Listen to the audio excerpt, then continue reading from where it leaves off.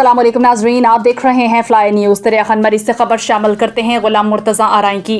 जमाते इस्लाहुल मुस्लिमीन branch दरियाखन मरी और branch हाजी जवायो सयाल की शशमाही मीटिंग ज़ेरे सदारत जमाते इस्लाहुल मुस्लिमीन ज़िला नौशहर फ़िरोज़ जोन 2 के सदर मौलाना रबनवास चन्ना ताहिरी के मुनक़िद हुई। मीटिंग में ब्रांच के अहदेदारान और मेंबरान ने शिरकत की और ब्रांच के सदर और जनरल सेक्रेटरीज की जानिब से शशमाही रिपोर्ट और रिकॉर्ड पेश किया गया।